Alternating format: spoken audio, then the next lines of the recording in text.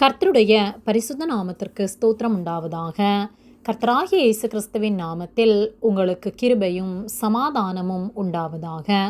இந்த நாளுக்குரிய தியானத்திற்கான தேவ வார்த்தை எபேசியர் அதிகாரம் 6 வசனம் 13.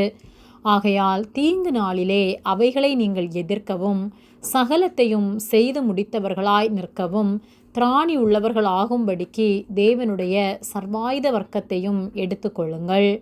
பிரியமானவர்களே, கர்த்தருடைய பிள்ளைகளாகிய நாம் ஒவ்வொரு நாளும் கர்த்தரில் பலப்பட்டவர்களாய் அவருக்குள் வளர்ந்து அவரை போல் நாம் ஒவ்வொரு நாளும் மாற வேண்டும்.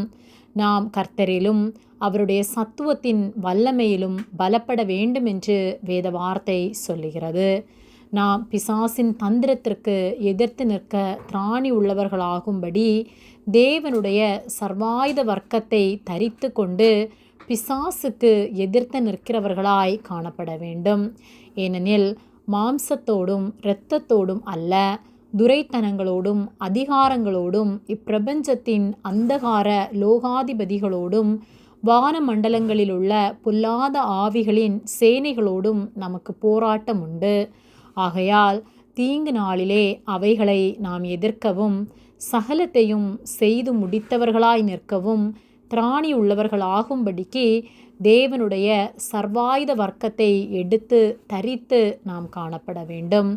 ஆகவே சத்தியம் எனும் கச்சையை நம்முடைய அறையிலே கட்டினவர்களாய், நீதி என்னும் மார்க்கவசத்தை தரித்தவர்களாய், சமாதானத்தின் சுவிசேஷத்திற்குரிய ஆயத்தம் என்னும் பாதரட்சையை கால்களிலே தொடுத்தவர்களாய், பொல்லாங்கன் எய்யும் அக்கினி ஆஸ்திரங்களை எல்லாம் அவித்து போடத்தக்கதாய், எல்லாவற்றிற்கும் மேலாக விசுவாசம் எனும் கேடகத்தை பிடித்து கொண்டவர்களாய், இரட்சண்யம் எனும் தலைசீராவையும் தேவ வசனமாகிய ஆவியின் பட்டயத்தையும் எடுத்துக்கொண்டு எந்த சமயத்திலும் சகலவிதமான வேண்டுதல்களோடும் விண்ணப்பத்தோடும் ஜெபம் பண்ணி மிகுந்த மன உறுதியோடும் சகல பரிசுத்தவான்களுக்காக வேண்டுதலோடும் நாம் விழித்து கொண்டிருக்க வேண்டும் என்று வேத வார்த்தை சொல்லுகிறது.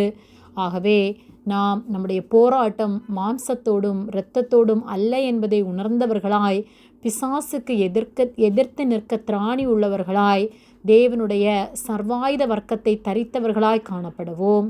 நாம் ஒன்றிலும் அடிமைப்பட்டவர்களாய் போகாதபடிக்கு பிசாசுக்கு எதிர்த்து நிற்க திராணி உள்ளவர்களாய் நம்மை மாற்றுவோம்.